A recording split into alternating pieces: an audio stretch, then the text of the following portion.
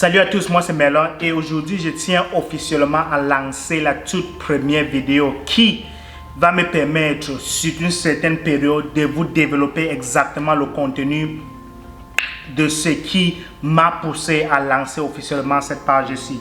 Et je souhaiterais vraiment que vous m'aidiez dans cette conquête-là parce que j'aimerais, une fois que j'aborde un sujet, de pouvoir aller jusqu'au bout de ce sujet-là avant de pouvoir aborder un tout autre sujet. Donc, comme je vous l'ai dit tantôt sur ma première vidéo, et si vous n'avez pas eu le temps de le voir, je vous encourage ainsi à rentrer et revoir cette vidéo parce que cette vidéo-là vous permettra de vous donner une idée exacte de ce que le contenu de notre page est, qui, je vais essayer de vous rappeler ça, de transformer ceux qui se considèrent fans ou followers en leaders. Ce qui veut dire que au fur et à mesure que vous regardez cette vidéo, vous allez commencer à transformer la façon à laquelle vous réfléchissez, qui va vous amener non seulement à l'améliorer, la façon dont vous vous exprimez, la façon dont vous réfléchissez, la façon dont vous laissez d'autres personnes vous considérer, mais aussi mon objectif premier est que vous cessez complètement de réfléchir et de penser tout simplement comme étant un suiveur, tout simplement comme étant un fan. Mais mon but premier est de vous faire réfléchir en tant qu'un leader. Ça, c'était l'objectif premier, la raison pour laquelle j'ai décidé de lancer cette page. Donc, aujourd'hui, je vais commencer avec le premier sujet, qui est l'origine du leadership. Et ce qui me passionne vraiment à propos de ce sujet, c'est parce que le concept de base vient de la Bible. Je vais vous montrer ici ma Bible en version française. J'ai deux autres en version anglaise. Donc, pourquoi la Bible? Parce que ceux d'entre vous qui sont des croyants, vous le savez très bien, la Bible, c'est un document, déjà l'un des plus anciens documents qui, en fonction du problème que vous espérez, je suis convaincu à 100% que Dieu a inclus dans la Bible des solutions à tous nos problèmes. Mais alors, le problème, c'est que nous avons des difficultés à déchiffrer la Bible. Nous avons des difficultés à comprendre la Bible.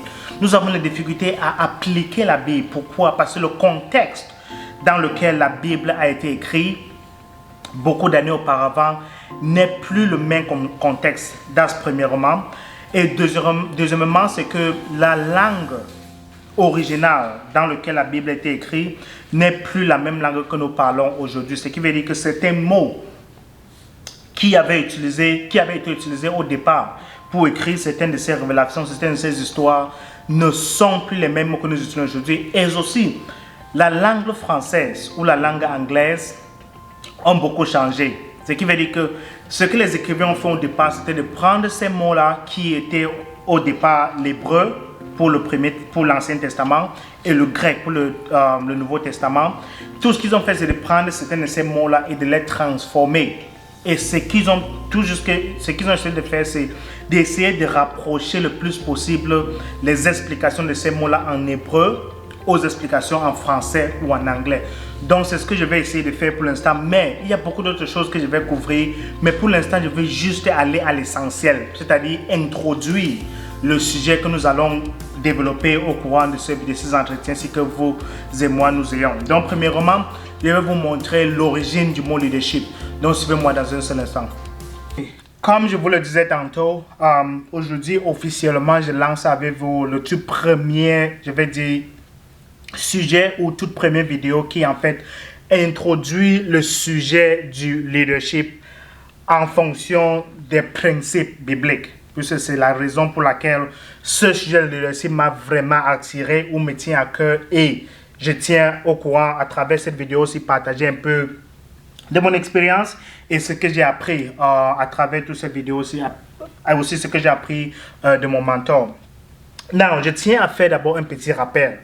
Parce que beaucoup de gens, quand tu engages un sujet en ce qui concerne la Bible, beaucoup de gens sont un peu hésitants à se dire, oh, il appartient à quelle religion, il va dans quelle église, il commence à faire sur les églises réveillées, tout ça et tout ça. Je tiens d'abord à mettre une fondation là-dessus. Jusqu'à environ, je vais dire, 1 an, je me considérais comme étant un chrétien et en plus catholique. Ça, c'était la domination, puisque j'ai grandi dans une famille catholique. J'ai été baptisé à l'église catholique. J'ai fait tout ce que les gens qui vont à l'église catholique font.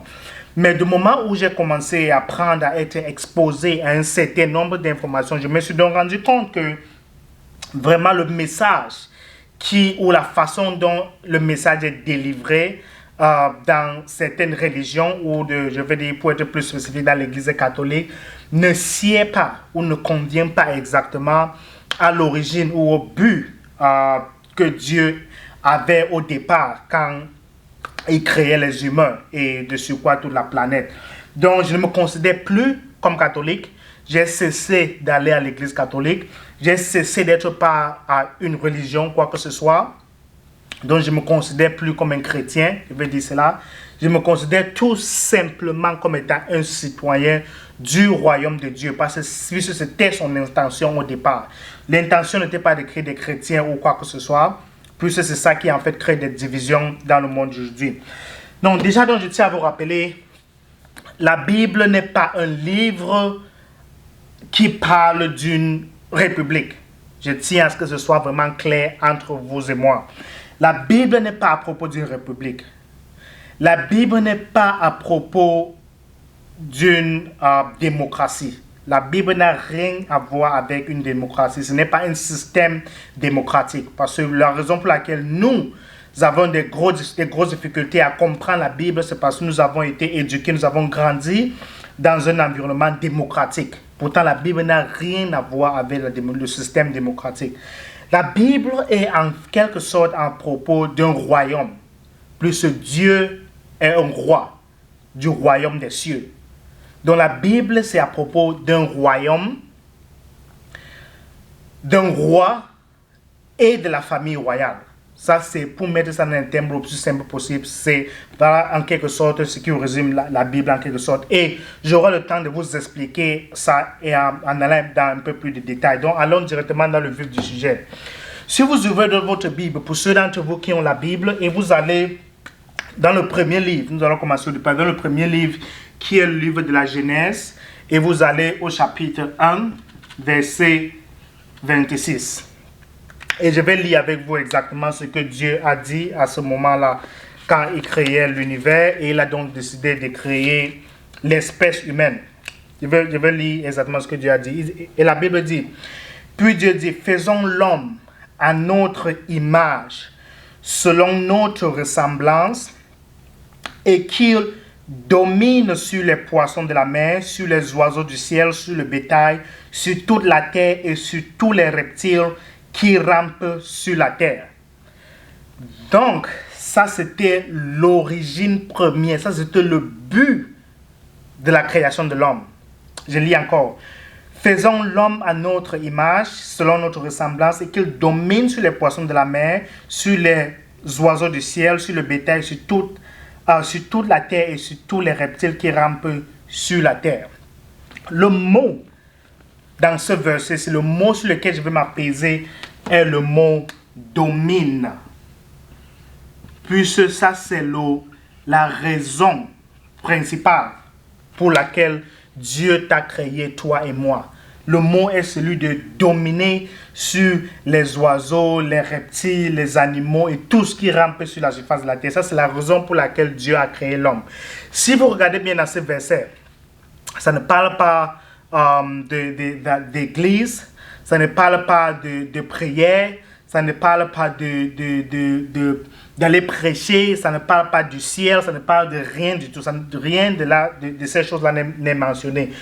Le but premier que Dieu a créé l'homme pour accomplir, c'était pourquoi? Pour qu'il domine sur les espèces et sur tout ce qui rampe sur la surface de la terre.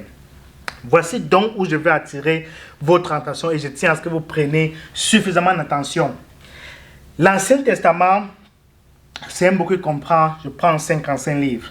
Et ces livres-là étaient écrits, les 5 premiers livres, la Béatitude, étaient écrits par Moïse, ok? Now, Moïse, au moment où il écrivait ce livre-là, puisqu'il a été éduqué en Égypte, qu'il écrivait ce livre-là, il écrivait en une langue qui est l'hébreu. Ok? So, Moïse a écrit cette langue-là en hébreu. Ce qui veut dire que l'origine, le texte, le contexte original a été transformé de l'hébreu en plusieurs différentes langues, c'est-à-dire le français et l'anglais. Qu'est-ce qui s'est donc passé? Le mot exact de domine, qui signifie dominer, en hébreu, c'est un mot qui s'appelle radar. Les Arabes appellent ça radar. Je ne sais pas comment ils écrivent, mais ça se dit radar en hébreu. Et en grec, le mot utilisé dans la Bible à l'époque, c'était mamlakak. Mamlakak, ça c'était le mot en grec. C'est-à-dire, Dieu a créé l'homme, il a dit, je veux qu'ils aient le radar, en quelque sorte, ou ils aient le mamlakak, c'est-à-dire qu'ils dominent les animaux, les insectes, tout ce qui rampe sur la surface de la terre. Maintenant, voici où je vais en venir. Le mot radar ou mamlakak, en hébreu ou en grec, qu'est-ce que cela signifie?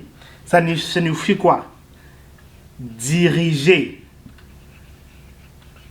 La première des choses, ça signifie diriger, ça signifie manager,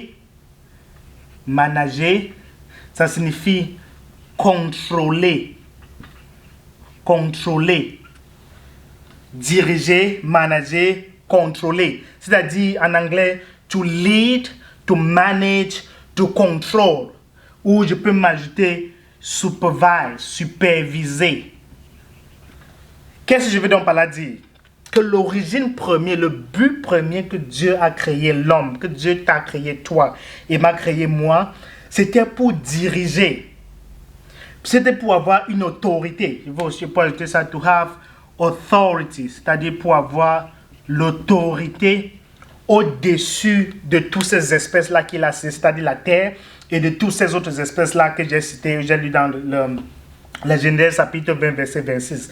Ce qui veut dire que la raison pour laquelle toi et moi nous avons été créés, c'était pour diriger, c'est-à-dire pour avoir un certain leadership sur ces espèces d'animaux-là et aussi sur la terre.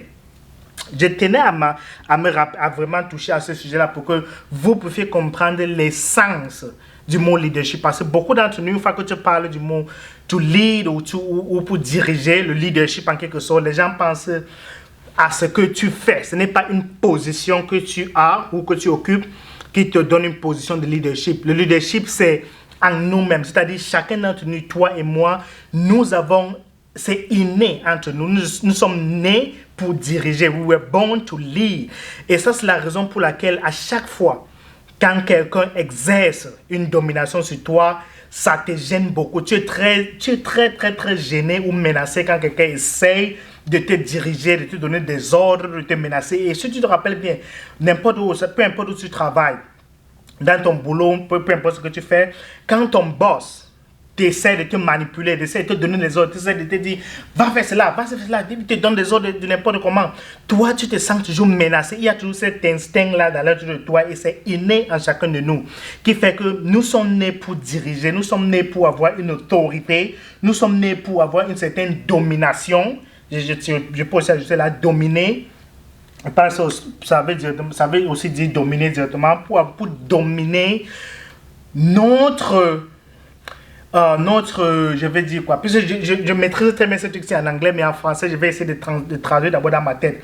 Nous sommes nés pour dominer sur notre domaine dans lequel nous avons un certain nombre de dons. C'est-à-dire, we were born to lead in our area of gifting. C'est-à-dire, nous sommes nés pour dominer dans notre domaine dans lequel nous avons beaucoup d'atouts, si je peux le dire ainsi. Certains d'entre nous sont nés pour être des footballeurs, ils excellent dans ce domaine. Certains d'entre nous sont nés pour être des journalistes, certains d'entre nous pour être des commerçants, certains d'entre nous pour être des conducteurs, certains d'entre nous pour être les esthéticiennes, les maquilleuses, tous ces domaines-là. Dieu nous a donné le pouvoir de diriger, manager, contrôler, superviser, avoir une autorité et de surtout dominer un certain domaine dans lequel nous avons des atouts. Donc c'est ça que je tenais vraiment à ce que vous compreniez dès le départ, parce que je vais faire beaucoup de ces vidéos où je vais vous expliquer exactement en ce qui concerne chacun de vos domaines, comment le Créateur nous a créés pour pouvoir avoir une certaine puissance, un certain nombre de pouvoirs au-dessus de ces nombreux. Et la raison pour laquelle je suis vraiment passionné par ce sujet, c'est parce que l'Église catholique ne m'a jamais appris ceci. tous les jours, tout ce qui les intéresse, que tu viens à l'église, tu t'assois, tu pries, peu importe comment, si tu souffres, tu as les difficultés, on dit, ok, Dieu est au courant que tu souffres, mais viens t'asseoir ici, là, tu payes, rassure-toi que tu payes l'offrande, tu fais tout, tu viens, tu pries chaque jour, mais rien ne change. Pourquoi? Parce qu'il ne change pas de la mentalité, il ne change pas comment est-ce que tu réfléchis. Tout ce que l'Église catholique ou toutes ces religions-là, c'est ce que tu viens, tu pries, tu acceptes seulement que ok, Dieu est là, quelque part en haut là, mais lui, il sait que tu souffres, il sait que tu es pauvre, il sait que tu as des difficultés, mais il faut seulement que tu supportes jusqu'à ce que tu meurs, tu vas au paradis. Et ça, c'est un sujet que je vais encore toucher. Une fois que je vais toucher celui-là, ça va vraiment ouvrir votre esprit. Donc ça, c'était la première des choses que vous voulez que vous compreniez. Vous comprenez que la raison pour laquelle toi, tu es né, moi, je suis né, c'était pour dominer, pour diriger, pour avoir une certaine autorité dans un domaine précis. Dans un domaine précis. Et si vous regardez bien les animaux que Dieu a cités, il n'a pas cité l'homme, il a cité les animaux. Donc toi et moi, nous ne sommes pas nés pour dominer les hommes. Nous sommes nés pour dominer les animaux, la terre, les arbres, tout ça, mais pas pour dominer l'homme, parce que Dieu a créé l'homme en son image. C'est pour ça qu'il n'a pas cité l'homme parmi ces choses que je viens de citer, ces animaux ou ces choses que je viens de citer là. Donc ça, c'est la première vidéo. Je tiens à ce que ces vidéos soient courtes pour que je puisse faire beaucoup d'entre elles. Donc ça, c'était l'introduction. Et tout ce que je vais attaquer en allant, en poursuivant, vous voyez cette vidéo aussi, je vais essayer de les garder assez courtes. Et ça, ce sera la fondation de tout ce que je vais faire. Parce que je tiens vraiment à ce que vous compreniez que vous êtes né pour diriger. C'est-à-dire, demain, une fois que j'utilise le mot lead, le mot dominer, il ne faut pas que vous soyez impressionné. Il ne faut pas que vous pensiez à une position. Il ne faut pas que vous pensiez à quelqu'un qui occupe une fonction dans le gouvernement ou dans le privé, dans le public. Ça n'a rien à voir avec une position. Ça a à voir avec vous découvrant quelque chose que vous êtes né pour accomplir et vous donnez au service pour l'accomplissement de ce que vous êtes né pour faire sur cette planète. Donc merci déjà de m'avoir suivi et je vous revois à la prochaine vidéo. Bye bye.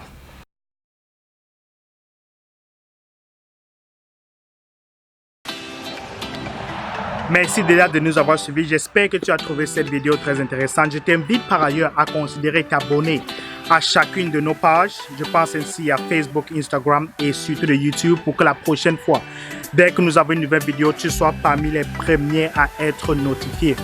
Merci encore d'avoir investi ton temps pour nous suivre et j'espère te revoir la prochaine fois. Ciao, ciao. Bye bye.